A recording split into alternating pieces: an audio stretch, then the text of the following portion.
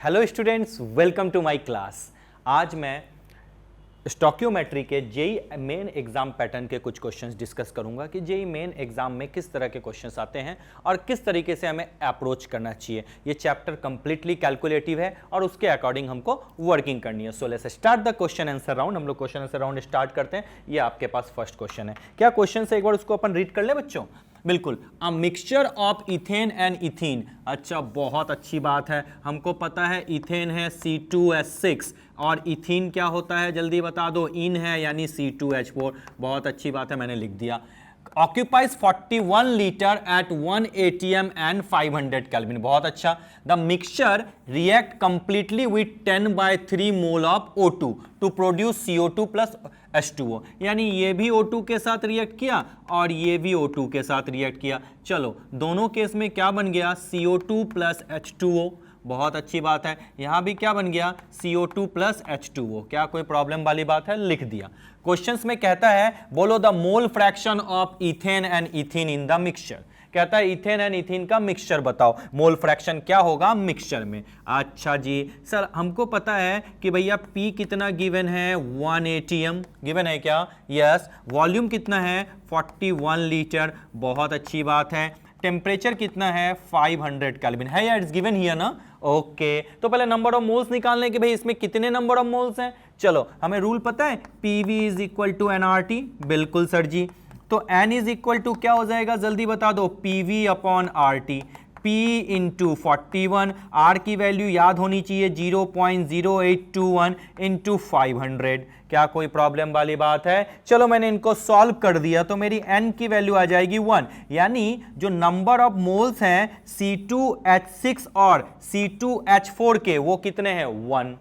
तो अगर मैंने माना let the number of moles of C2H6 X मान लिया, क्या कोई प्रॉब्लम वाली बात है। तो बोलो moles, number of moles of C2H4 कितना आएगा, 1 माइनस एक्स। क्या कोई प्रॉब्लम वाली बात है, 1 माइनस एक्स। बहुत अच्छी बात है। अब मैं इसको थोड़ा बैलेंस कर दूं रिएक्शन को। वेट फॉर अ मोमेंट, मैं यहां लिख देता हूं 7/2 O2। C कितनी बार है, 2 टाइम्स है, तो मैंने लिख दिया यहां पे 2। चलो, 4 हो गया और यहाँ पे हाइड्रोजन है 3, तो मैं अगर यहाँ लिख दूँ 3/2, तो मैं एक बार काउंट कर लूँ, 3 2 6, 3/2 एंड 4, 3/2 एंड 4। एक बार और अच्छे से देख लो, 3 2 6। अच्छा, 3/2 ना लिखूँ तो चलेगा क्या, मैं सिर्फ 3 लिखूँ तो 3 2 6, हाइड्रोजन 6 हो गए, ऑक्सीजन 3 एंड 4 7, यस हो गया, बैलेंस हो गया। अब मैं इसकी बात करूं तो मैं यहाँ पे 2 बार है तो 2 टाइम्स लिख दिया। अच्छा, 2 2 4 एंड यहाँ पे हाइड्रोजन 2 टाइम्स है तो हाइड्रोजन को ले लिया। तो ऑक्सीजन कितने, 2 2 4 2 6, तो क्या मैं यहाँ 3 लिख दूं, यस, बैलेंस हो गए। क्या कोई प्रॉब्लम वाली बात है, नहीं। हमें नंबर ऑफ मोल्स आ चुके हैं। तो आपको पता है ये आपका बैलेंस इक्वेशन है। आप देख रहे हो 1 मोल C2H6 को कितने मोल ऑक्सीजन चाहिए, 7/2। 1 मोल C2H4 को कितने मोल्स O2 चाहिए, 3 मोल O2। तो भैया ओवरऑल जो ऑक्सीजन की रिक्वायरमेंट होगी वो कितनी होगी, अगर मेरे पास सिर्फ 1 मोल ही है और x मोल x के हैं, मतलब x मोल C2H6 के हैं और C2H4 के 1 माइनस x हैं, तो ऑक्सीजन रिक्वायर्ड ओवरऑल कितना दिया हुआ है, जल्दी बता दो, 10/3। अब इस इक्वेशन से बैलेंस कर लो, इसके कितने मोल है, x है, तो ऑक्सीजन रिक्वायर्ड क्या होगा, 7/2 इंटू एक्स। इसके कितने मोल है, 1 माइनस एक्स, ये 1 माइनस एक्स है, तो ऑक्सीजन रिक्वायर्ड क्या होगा, 3 1 माइनस एक्स होगा क्या, इक्वल टू 10/3। काम खत्म, ये बैलेंस करना आ गया। बिल्कुल, ये क्वेश्चन में दिया हुआ है 10/3, याद रखना। चलो सर जी, अब मैं इसको सॉल्व करता हूं। 7/2x plus 3 minus 3x equal to 10/3। Then 7/2x minus 3x is equal to 10/3 minus 3। Now LCM अगर मैं ले लूं 2, that is 7x minus 6x is equal to 10 minus 9/3। क्या कोई प्रॉब्लम वाली बात है, नहीं। That is x upon 2 is equal to 1/3। क्या कोई प्रॉब्लम वाली बात है, अच्छे से देख लो, x upon 2 is equal to 1/3, cross multiplication किया तो x इज इक्वल टू क्या आ जाएगा, 2/3। तो मोल C2H6 के क्या आ गए, 2/3। तो बोलो देयरफॉर मोल्स ऑफ C2H6 कितने आ गए, 2/3। तो बोलो मोल्स ऑफ C2H4 कितने होंगे? C2H4 के मोल होंगे 1 माइनस 2/3, तो क्या हो जाएगा 3 माइनस 2/3, यानी कितने आ गए 1/3। बहुत अच्छी बात है। तो मोल फ्रैक्शन तो निकालना आता ही है, मोल फ्रैक्शन निकाल दो काय C2H6, नंबर ऑफ मोल्स 2/3। और क्वेश्चंस में क्या बोला है? The mole fraction of ethane and ethane. Fraction के टर्म्स में है तो डायरेक्टली लिख सकता हूं, ज्यादा करने की हमको जरूरत नहीं है। ये तो अलग से फिर क्यों निकालना है? कहता है कि फ्रैक्शन मतलब इन द सेंस, कहते हैं कि भैया इसके कितने हैं और इसके कितने हैं, यही तो कहता है। तो 1/3 और 2/3 है, तो 2/3 किसके हैं? मूविंग हियर, 2/3 किसके हैं भैया? इथेन के हैं। इथेन के 2/3 मतलब क्या? 0.6 एंड 6, एंड इथिन के 1/3 मतलब क्या? 0.33। क्या कोई प्रॉब्लम वाली बात है? तो बोलो 0.66 एंड 0.33 कहां है? इस जगह पे है, तो इसका ऑप्शन क्या हो जाएगा? C option. क्या कोई प्रॉब्लम वाली बात है? वो मोल फ्रैक्शन का फॉर्मूला नहीं लगाऊंगा Na/Na प्लस NB, क्योंकि कहता है mole fraction in the sense, कहता है कि भैया इसमें कितने अमाउंट हैं। जो 1 में C2H6 के कितने पार्ट हैं और C2H4 के कितने पार्ट हैं, सीधा हमने सॉल्व कर दिया। क्या कोई प्रॉब्लम वाली बात है? नहीं। चलो मैं इसको रब करता हूं बच्चों और बढ़ते हैं अपन दूसरे क्वेश्चंस की तरफ। What is given in the second question? Okay,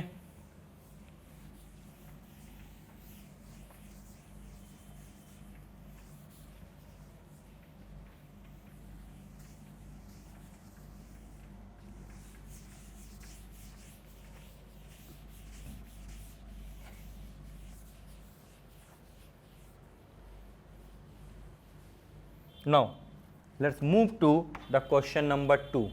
चलो क्वेश्चन नंबर 2 को अपन रीड करते हैं। देखो क्या है? 100% pure sample of divalent metal carbonate. अच्छा, डाइवेलेंट मेटल कार्बोनेट क्या होता है? MCO3। डाइवेलेंट ही तो हुआ क्योंकि कार्बोनेट आयन क्या होता है? 2-, तो M क्या हो? इसको टूटेगा तो कैसे होगा? ब्रेकडाउन कैसे होते हैं? M2+ एंड CO3 2-, यही तो है दादा, बिल्कुल। A divalent metal carbonate weighing 2 gram on complete thermal decomposition क्या करता है? 448 ग्राम। अगर इसका डिकम्पोजिशन होता है तो क्या बनेगा भैया? MO + CO2 बन गया। तो इसके कितनी क्वांटिटी गिवन है? 2 ग्राम। 2 ग्राम से कितने सीसी बने? देखो तो 440 सीसी बने। क्या कोई प्रॉब्लम वाली बात है? At STP। तो बोलता है बोलो इक्विवेलेंट मास क्या होगा मेटल का? अच्छा, ये लिंक तो आ गया समझ में। चलो 1 मोल 1 मोल, कोई प्रॉब्लम वाली बात है? तो हम क्या देख रहे हैं कि भैया 448 क्यूबिक सेंटीमीटर CO2 बनने के लिए 2 ग्राम मेटल कार्बोनेट चाहिए। तो बोलो 22400 सीसी CO2 बनने के लिए कितने चाहिए? यही तो 1 मोल के बराबर होता है। और हमें देखो बैलेंस करके 1 मोल, तो चलो कितने चाहिए होंगे? 22400 मल्टीप्लाई बाय 2 डिवाइडेड बाय 448। क्या कोई प्रॉब्लम वाली बात है? नहीं। अब ये कितने टाइम्स में कैंसिल होगा? अगर मैं इसको कैंसिल कर दूं तो ये आ जाएगा 2 और यहाँ आ जाएगा 100 और ये 2 कैंसिल, यानी कितने आएंगे? 100 ग्राम MCO3। ये जो 100 ग्राम MCO3 है ये क्या है? 1 मोल MCO3 का मास है, क्योंकि ये भी तो 1 मोल है, ये भी तो 1 मोल से 1 मोल CO2 बना। तो हम क्या ढूंढ चुके हैं? Molecular mass of MCO3 is equal to 100 gram. क्या कोई प्रॉब्लम वाली बात है? नहीं। बहुत अच्छा। अब ये मॉलिक्यूलर मास इसका ढूंढो। मेटल है, मेटल का मॉलिक्यूलर मास मैंने मान लिया M है। मेटल का मॉलिक्यूलर मास क्या मान लिया मैंने? M है। कार्बन का एटॉमिक मास क्या? सॉरी, मेटल का मॉलिक्यूलर क्या? एटॉमिक मास की बात कर रहा हूं मैं। कार्बन का क्या होता है? 12। ऑक्सीजन का क्या होगा? 3 × 16 इक्वल टू क्या होगा? 100 ग्राम के बराबर ही तो होगा। बहुत अच्छी बात है। 48 + 12 कितना हुआ? 60। तो मेटल का जो एटॉमिक मास है वो क्या होगा? 100 - 60, यानी कितना हो गया? 40 ग्राम। क्या कोई प्रॉब्लम वाली बात है? ये एटॉमिक मास है बच्चों, याद रखना, मैंने मान लिया है M। ये क्या है? Atomic mass. अब आपको पता मॉलिक्यूलर मास कैसे निकालते हैं मेटल का? अगर आपको कहीं कंफ्यूजन हो रहा है ना बच्चों, तो मैं ऐसे लिख देता हूं X, नहीं तो आपको फिर कंफ्यूजन होगा। लो X लिख दिया। Let the atomic mass of the metal is X। X कितना आया? 40 ग्राम। कहां पहुंचना है? इक्विवेलेंट मास पे। आपको पता है equivalent mass of metal is equal to क्या होता है? जल्दी बता दो बच्चों। Atomic mass of the metal upon valency. Question में खुद कह दिया है कि डाइवेलेंट है, डाइवेलेंट मतलब क्या, वैलेंसी 2, तो भैया एटॉमिक मास कितना है 40 डिवाइडेड बाय 2, यानी इक्विवेलेंट मास हो गया 20 ग्राम। तो आंसर क्या हो जाएगा क्वेश्चन नंबर 2 का बी ऑप्शन। क्या कोई प्रॉब्लम वाली बात है? नहीं। Is it clear to you? Yes sir. Now I am going to rub this part and will discuss the next question. I hope you have noted it down. आपने इन सबको note down कर लिया, so let's move to the next one. मैं rub कर देता हूं।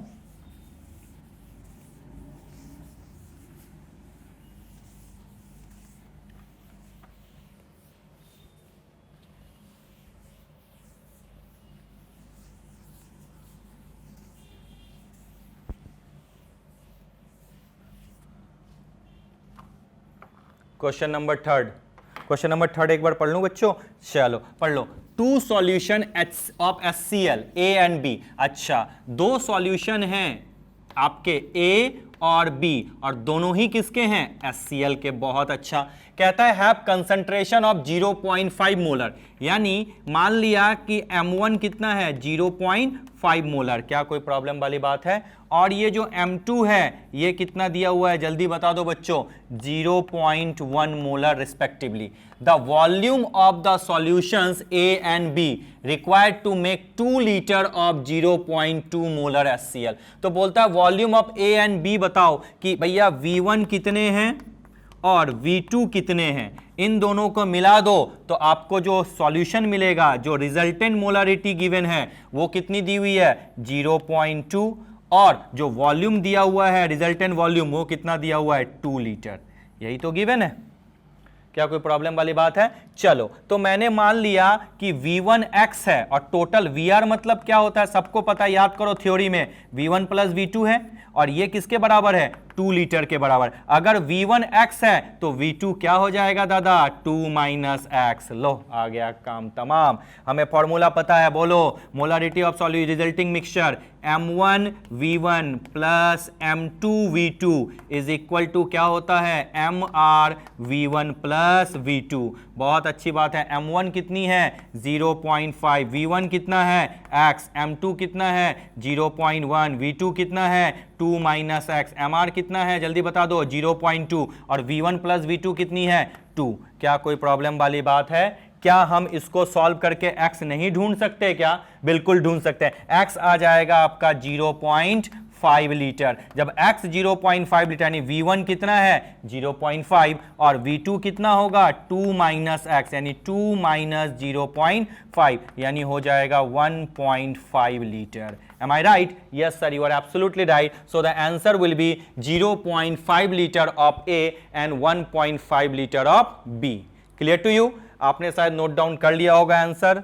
एक बार देख लो, सारा बिल्कुल इजी है, कोई भी ऐसा टफ नहीं है। और ऐसे क्वेश्चंस मैंने थोड़े से अच्छे क्वेश्चंस आपके लिए पिक किए हैं जिससे कि आपका कॉन्फिडेंस लेवल थोड़ा सा इंक्रीज कर जाए। चलो, now I am going to rub this part and will discuss the next question.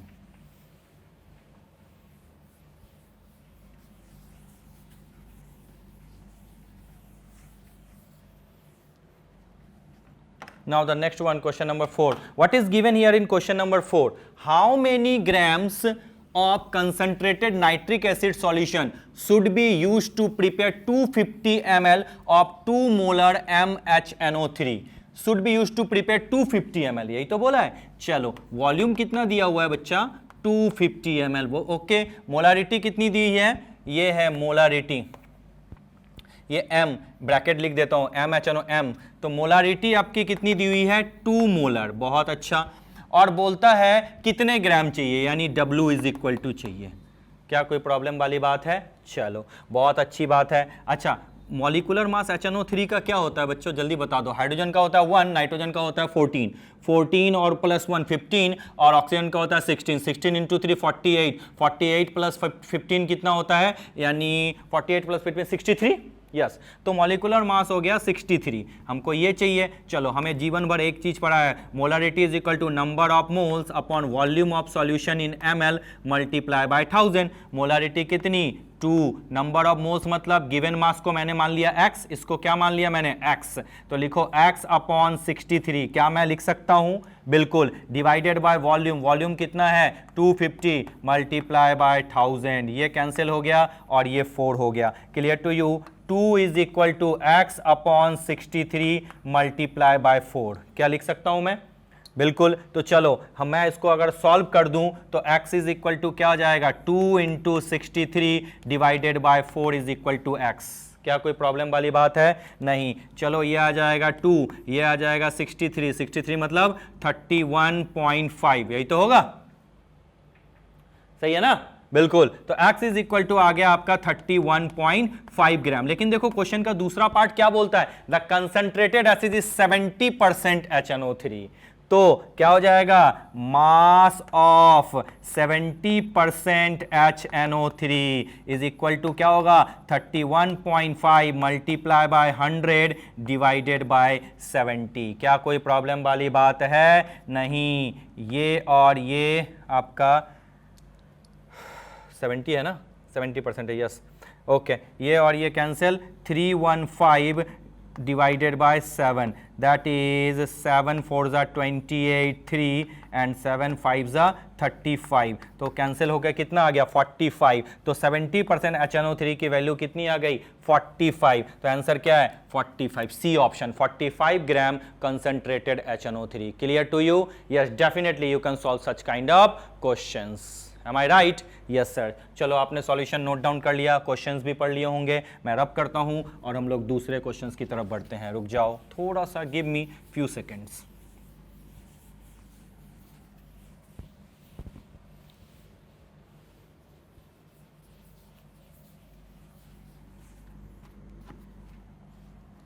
Now let's move to the question number 5। क्या है क्वेश्चन नंबर 5, एक बार देखो तो बच्चों, अ gaseous hydrocarbon upon combustion given 0.72 gram of water and 3.008 gram of CO2, the empirical formula of hydrocarbon. अच्छा, कोई भी gaseous hydrocarbon है, मैंने मान लिया भैया CXHY, ठीक है, अपॉन कंबशन उसने दे दिया plus x plus y by 4 O2, upon combustion उसने दे दिया x CO2 plus y bye 2 H2O, यही तो दिया, ये तो बैलेंस इक्वेशन है, बिल्कुल। तो कहता है कि कितना देता है 0.72 ग्राम ऑफ वाटर, तो बोलो number of moles of water क्या होंगे, number of moles of water, given mass कितने हैं जल्दी बता दो, 0.72, वाटर का मॉलिक्यूलर मास क्या होता है 18, होता है क्या, जल्दी बता दो, होता है या नहीं, बिल्कुल। अगर मैं इसको सॉल्व कर लूं तो मेरे नंबर ऑफ मोल्स आ जाएंगे, बिल्कुल। और ये जो नंबर ऑफ मोल्स हैं ये किसके बराबर हैं, y बाई 2 के, तो y बाई 2 क्या हो जाएगा 0.78 अपॉन 18, होगा क्या, y इज इक्वल टू क्या होगा 0.78 मल्टीप्लाई 2 अपॉन 18, ये क्या हो जाएगा 9। कोई क्लियर टू यू, आएगा आंसर क्या 0.78 अपॉन 9, क्या कोई प्रॉब्लम वाली बात है, नहीं। अब ऑक्सीजन मैं कार्बन डाइऑक्साइड की बात करूं तो बोलो कार्बन डाइऑक्साइड के नंबर ऑफ मोल्स क्या होते हैं, गिवन मास जल्दी से बता दो 3.08, और CO2 का मॉलिक्यूलर मास क्या होता है 44 ग्राम, क्या कोई प्रॉब्लम वाली बात है, नहीं। जब नंबर ऑफ मोल्स आ गए तो ये किसके बराबर है, x is equal to 3.08 upon 44। अब जब x और y मिल गए तो जब हम इस x और y को सॉल्व करेंगे तो x और y का जो रेशियो आ जाएगा वो 7:8 आ जाएगा, यानी फॉर्मूला क्या हो जाएगा C7H8, करके देख लेना।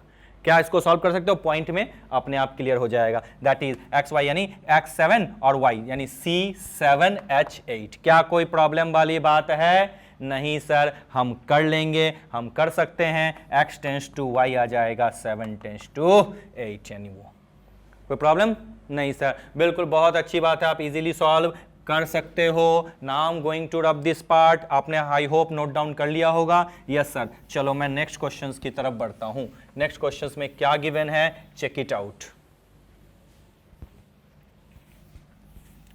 That is the question number 6, एक बार पढ़ लो, एक बार क्वेश्चंस को पढ़ लूं, यस।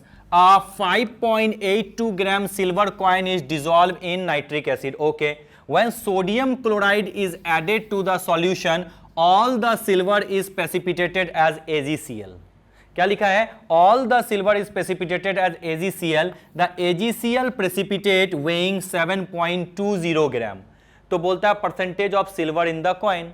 बहुत सिंपल है, अगर मैं बात करूं 1 मोल AgCl में कितने Ag हैं? 1 मोल Ag है, देखो Ag एक ही बार होता है ना।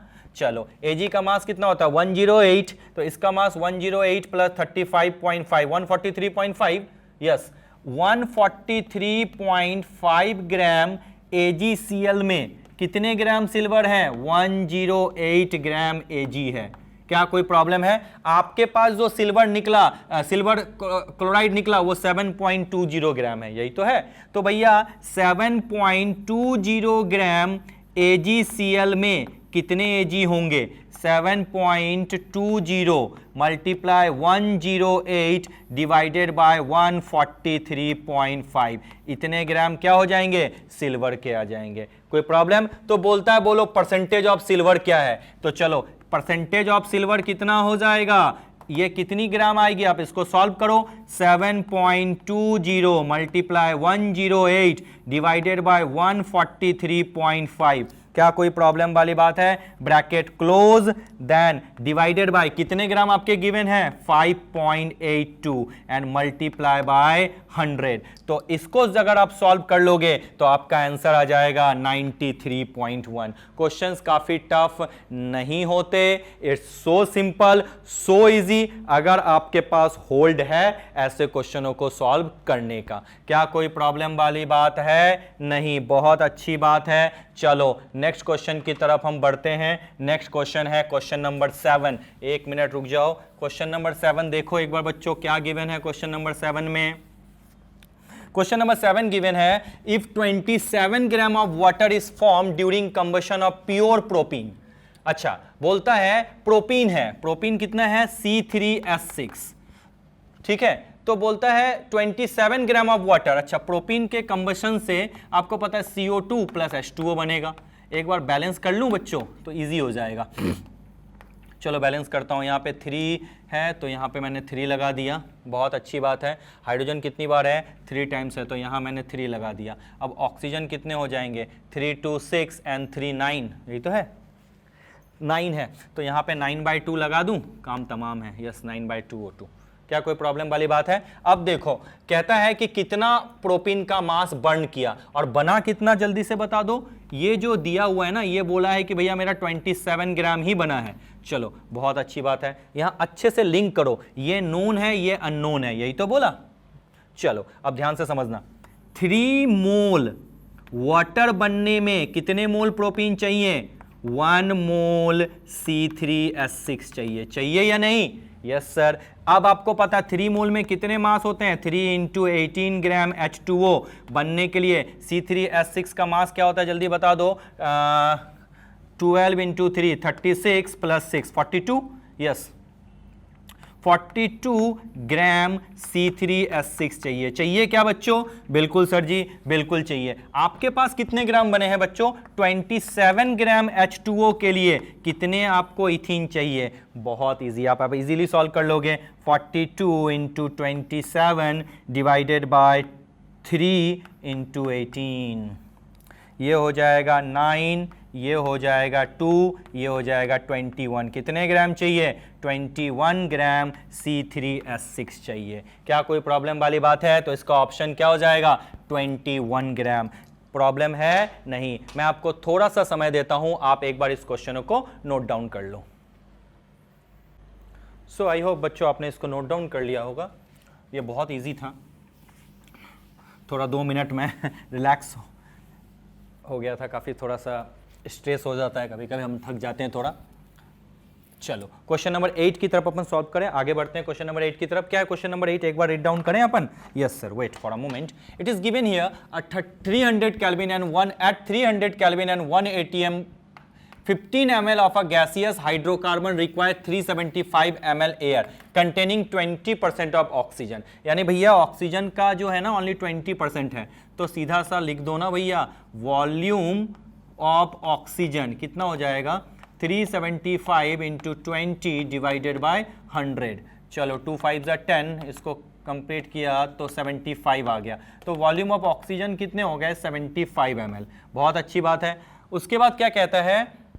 Oxygen after combustion the gases occupy 330 ml assuming that the water formed is in liquid form and the volume were measured at the same temperature and pressure, the formula of the hydrocarbon। कौन सा hydrocarbon है ये ढूंढना है। ये तो पहले हमने ढूंढ लिया, बहुत अच्छी बात है। उसके बाद हमें मान लिया कि मैंने हाइड्रोकार्बन जो है उसका फॉर्मूला है CXHY, बहुत अच्छी बात है। ये ऑक्सीजन के साथ कंबाइन करेगा, याद करो ये फॉर्मूला हमें, ये आपको पता है बैलेंसिंग तो याद ही होनी चाहिए। It gives you XCO2 and plus Y/2 H2O, balance है, कंप्लीट बैलेंस है। आप चेक करके देख लो, you will get the balancing thing. Okay, अब आपने क्या करना है? क्वेश्चंस में दिया हुआ है 15 ml of gaseous hydrocarbon, 15 ml given है, और ऑक्सीजन कितने हैं आपके? X plus Y/4। ये किसके बराबर है? 75 ml के मोलर रेशियो और वॉल्यूम रेशियो सेम होता है। तो हम लिखेंगे ऑक्सीजन रिक्वायर्ड, जो ऑक्सीजन रिक्वायर्ड है वो कितना ml आपके पास है? 75 ml है।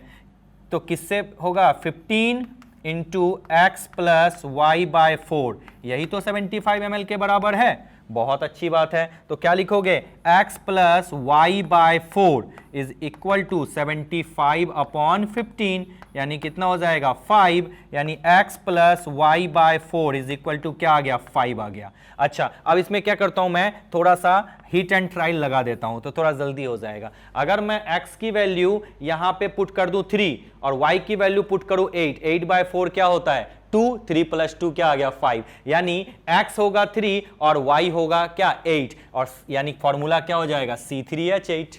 बहुत आसान है, ठीक है। अब एक छोटी सी चीज मैं बताता हूं, जब इस क्वेश्चन पे मैंने थोड़ा एक्सपेरिमेंट किया तो इतनी दूर अगर मैं ले लूं तब तो क्वेश्चन मेरा बिल्कुल ऑप्शन को मैच करता है, लेकिन जब आगे मैं पढ़ने जाता हूं और आगे के टर्म्स को यूज करके अगर मैं इक्वेशन सॉल्व करता हूं तो ये क्वेश्चन का ऑप्शन नहीं आता, क्वेश्चन बदल जाता, कोई भी ऑप्शन इसमें करेक्ट नहीं आता। तो इस क्वेश्चन को आप थोड़ा स्टार बना लो, अगर इतनी दूर तक दिया हुआ है तो you will get the answer इनमें से, अदरवाइज आप आंसर नहीं, दूसरा ऑप्शन आ जाएगा, मतलब इनमें से अलग ऑप्शन आ जाएंगे। तो इसीलिए ये काफी इजी हो गया C3H8, इसलिए मैंने इतनी दूर लेके ही सॉल्व कर दिया। क्या कोई प्रॉब्लम वाली बात है? नहीं। चलो बच्चों, आई होप आपने क्वेश्चन पढ़ लिया, आंसर देख लिया। मैं इसे रब करता हूं और let's move to the next question. जो नेक्स्ट क्वेश्चन है हम उसकी तरफ बढ़ते हैं।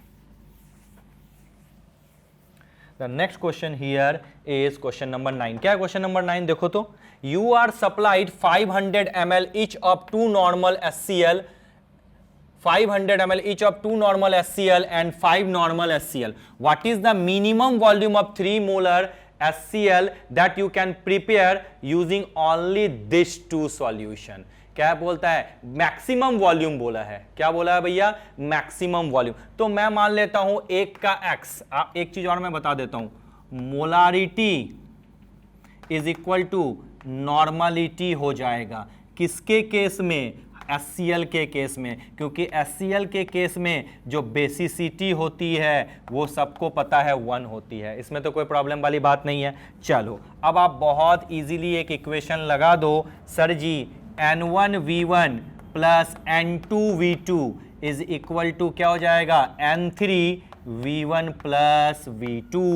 क्या कोई प्रॉब्लम वाली बात है? N1 हमें पता है 2 नॉर्मल, सॉरी V1 हमें पता है 5 ml 500 ml, N2 पता है हमें कितना नॉर्मल? 5, और V2 पता है X, N3 कितना है? 3 मोलर। मोलरिटी और नॉर्मलिटी सेम है तो भैया नॉर्मलिटी भी यही 3 हो जाएगा, एंड V1 मतलब 500 प्लस X। क्या कोई प्रॉब्लम वाली बात है? नहीं। तो हम सॉल्व कर लेते हैं, क्या हो जाएगा? 1000 plus 5X is equal to 1500 plus 3X। क्या कोई प्रॉब्लम वाली बात है? नहीं। ये इस तरफ चला गया तो 5X minus 3X is equal to 1500 minus 1000, यानी क्या हो जाएगा? 500 is equal to 2X, X is equal to 500 divided by 2, यानी कितना आ गया? 250 ml। यानी जो ओवरऑल वॉल्यूम है V1 प्लस V2 वो कितना हो जाएगा? 500 प्लस 250 यानी क्या हो जाएगा 750 ml। क्या कोई प्रॉब्लम वाली बात है? क्या ऑप्शन में है 750। एक बार एक चीज और थोड़ा मैं मेंशन कर दूं, you are supplied with 500 ml each, मतलब भैया इसका दिया हुआ है इसका नहीं। तो ये थोड़ा सा अगर आपको र्यूमर क्रिएट करता है तो मैं कट कर दूं, you are supplied 500 ml of 2 normal HCl and 5 normal HCl, ये कहना है। यानी 5 नॉर्मल HCl का वॉल्यूम नहीं पता, नहीं तो हम डायरेक्टली लिख देते 1000 ml, ठीक है। तो इसलिए ये ऑप्शन भी था, बट एक्चुअली जब हम बुक्स को अच्छी तरह से खंगालते हैं, और ये प्रीवियस ईयर के क्वेश्चंस हैं इसलिए मैं इसमें बहुत ज़्यादा चेंज नहीं करना चाहता, नहीं तो अगर इसके स्टेटमेंट को मैं लूं तो भैया मेरा आंसर क्या आएगा 1000 आएगा, क्योंकि 500 प्लस 500 मैक्सिमम वॉल्यूम यही तो माना है। लेकिन एक्चुअली थोड़ा मॉडिफिकेशन है क्वेश्चंस में, और ऑप्शन 750 दिया हुआ है तो मैंने इसको ओमिट किया। मतलब समझना 500 ml ऑफ 2 नॉर्मल HCl है, और उसी को लगा के मैंने आपका न्यूमेरिकल सॉल्व किया है। तो इसमें कॉन्ट्राडिक्शन की कोई बात नहीं है, क्योंकि जब आप बच्चे सॉल्व करते हो तो अरे सर आपने तो ये मिस्टेक कर दिया, आपने तो सही से देखा ही नहीं। मैंने सही से देखा, सही से ऑब्जर्व किया, फिर आपको दो तरह की चीजें मैंने बता दी। चलो मैं अब इसको रब करता हूं बच्चों। रब करने के बाद हम लोग नेक्स्ट क्वेश्चन, जो आज के सेशन का लास्ट क्वेश्चन है, what is the next question? That is the question number 10। Question number 10 is 1 gram of carbonate M2CO3 on treatment with excess HCl gives you 0.001186 mole of CO2.